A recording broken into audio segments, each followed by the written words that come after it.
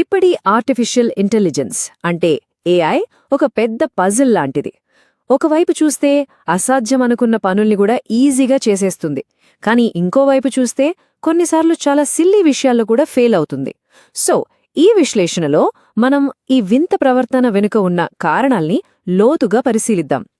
ఈ అద్భుతమైన టెక్నాలజీ సరిగ్గా ఎక్కడా ఎందుకు తడబడుతోందో తెలుసుకుందాం.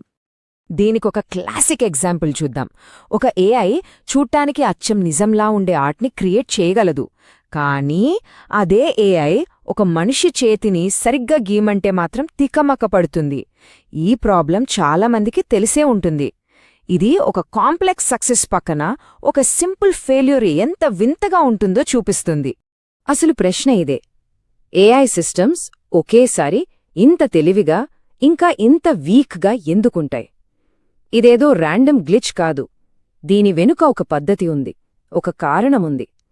మరి ఈ అద్భుతమైన కాని పెళుసైన స్వభావం వెనుకున్న అసలు మిస్టరీ ఏంటి? సరే, ముందుగా ఏఐ బలంగా ఎక్కడ ఉంటుందో చూద్దాం. దీన్ని సింపుల్గా అర్థం చేసుకోవాలంటే ఒక యానలాజీ వాడదాం. ఏఐని ఒక ట్రావెలర్లా ఊహించుకోండి. దాని దగ్గర ఉన్నది కేవలం ఒక మ్యాప్ మాత్రమే. ఆ మ్యాప్లో ఉన్నంతవరకు అది పర్ఫెక్ట్. ఇక్కడ మనం చూస్తున్నట్టు ఆ మ్యాప్ అంటే ఏంటో తెలుసా? అదే ఏఐకి ట్రైనింగ్ ఇచ్చిన డేటాసెట్. అది మన నిజ ప్రపంచంలో ఒక చిన్న ముక్క మాత్రమే. అందుకే ఏఐకి ప్రపంచమంతా తెలీదు. దానికి తన మ్యాప్లో ఏముందో అంతే తెలుసు. ఇప్పుడు రెండు టెక్నికల్ పదాలు చూద్దాం, కానీ సింపుల్గా చెప్తాను. Interpolation, extrapolation. ఏఐ తన మ్యాప్ లోపల, అంటే దానికి తెలిసిన డేటా పాయింట్స్ మధ్యలో ఉన్న విషయాలను అర్థం చేసుకోవడంలో సూపర్బ్. దీన్నే ఇంటర్పోలేషన్ అంటారు. కానీ ఎప్పుడైతే ఆ మ్యాప్ బయటకి వెళ్ళి కొత్త విషయాల గురించి గెస్ చేయాల్సి వస్తుందో అక్కడ ఫెయిల్ అవుతుంది. దాన్నే ఎక్స్ట్రాపోలేషన్ అంటారు. ఓకే, ఏఐ తన మ్యాప్ బయటికి వెళ్ళినప్పుడు ఫెయిల్ అవుతుందని మనకర్థమైంది. అయితే ఆ మ్యాప్ అంచులు లేదా సరిహద్దులు ఎక్కడ ఉంటాయో మనం ముందే ఊహించొచ్చు. ఇప్పుడు మనం ఫెయిల్యూర్కి దారితీసే ఆ 4 ముఖ్యమైన సరిహద్దుల గురించి తెలుసుకుందాం. మొదటిది డేటా బౌండరీ. ఇది చాలా సింపుల్. ఏఐ తన మ్యాప్లో లేనిదేన్నైనా చూస్తే కన్ఫ్యూజ్ అవుతుంది. దాని ట్రైనింగ్ డేటాలో లేని కొత్త వస్తువులు, ఐడియాలు లేదా సిచ్యువేషన్స్ని అది అస్సలు అర్థం చేసుకోలేదు. ఈ హస్కీ వర్సెస్ వుల్ఫ్ ఎగ్జాంపుల్ చూస్తే విషయం క్లియర్గా అర్థమవుతోంది. ఇక్కడ ఏఐ అసలు జంతువు ఎలా ఉంటుందో నేర్చుకోకుండా ఒక తప్పుడు కనెక్షన్ నేర్చుకుంది. అదేంటంటే మంచు ఉంటే అది ఖచ్చితంగా తోడేలే అని. ఎందుకంటే దానికిచ్చిన ట్రైనింగ్ డేటాలో తోడేల ఫోటోలన్నీ మంచులోనే ఉన్నాయి. దాని ఫలితమేంటో చూడండి. మంచులో ఉన్న హస్కీని కూడా అది తోడేలే అంది. పచ్చగడ్డి మీదున్న తోడేల్ని చూసి మంచు లేదు కాబట్టి ఇది హస్కీ అంది. చూసారా ఎలా తప్పులో కాలేసిందో? రెండో బౌండరీ వచ్చి స్కోప్ బౌండరీ, అంటే దాని డిజైన్ లిమిట్. ప్రతి ఏఐ ఒక స్పెసిఫిక్ టూల్ లాంటిది. ఒక సర్జరీ చేసే కత్తితో మనం మేకులు కొట్టలేం కదా, అలాగే ప్రతి ఏఐని ఒక పర్టిక్యులర్ పనికోసమే తయారుచేస్తారు. ఈ విషయం మనకు చాట్ బాట్స్ లాంటి లార్జ్ లాంగ్వేజ్ మోడల్స్ ఎల్ఎల్ఎంస్లో స్పష్టంగా కనిపిస్తుంది.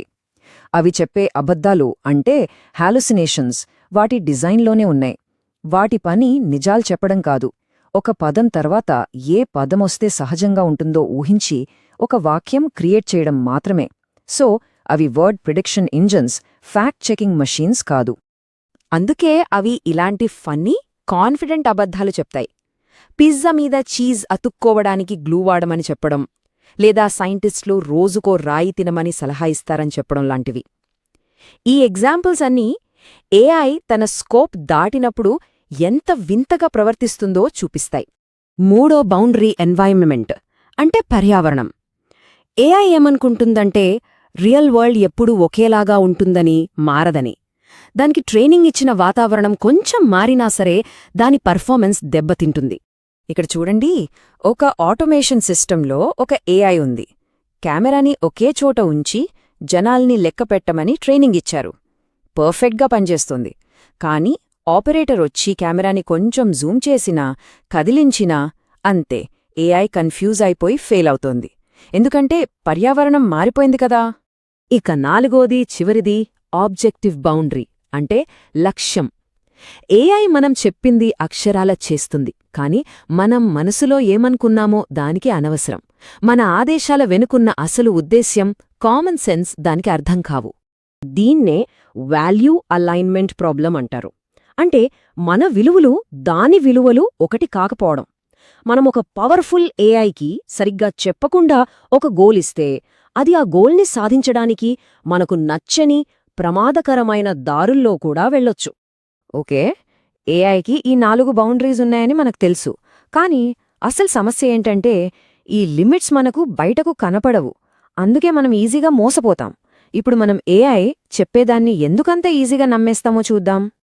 ఏఐకి నిజంగా అంతా అర్థమైపోయింది అనే ఒక భ్రమలో మనం ఉంటాం. ఎందుకంటే అది ప్రొడ్యూస్ చేసే అవుట్పుట్ చూడండి, మనుషుల్లా చాలా ఫ్లూయెంట్గా మాట్లాడుతుంది. ఫార్మాటింగ్ అంతా నీట్గా, ప్రొఫెషనల్గా ఉంటుంది.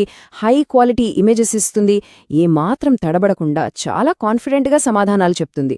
ఇవన్నీ చూసి మనం దానికి నిజంగా అన్నీ తెలుసు అని అనుకుంటాం.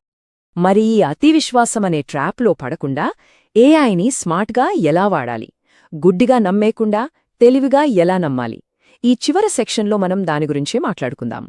ఏఐ వాడేటప్పుడు ఈ సింపుల్ చెక్లిస్ట్ని మైండ్లో పెట్టుకోండి. 1.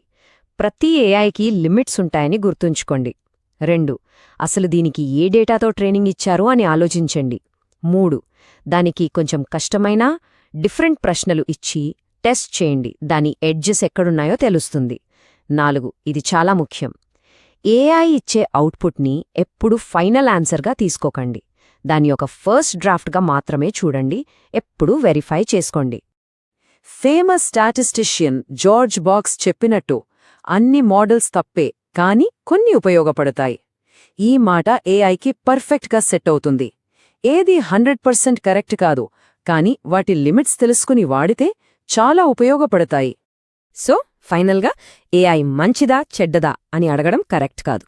దాని బదులు మనం అడగాల్సిన అసలైన ప్రశ్న ఇది: ఈ ఏఐ ఎక్కడ బాగా పనిచేస్తుంది, ఎక్కడ ఫెయిల్ అవుతుంది, అసలు ఎందుకు ఫెయిల్ అవుతుంది? ఈ ప్రశ్నలకు సమాధానం తెలుసుకున్నప్పుడే మనం ఏఐని ఒక పవర్ఫుల్ టూల్గా తెలివిగా వాడుకోగలుగుతాం.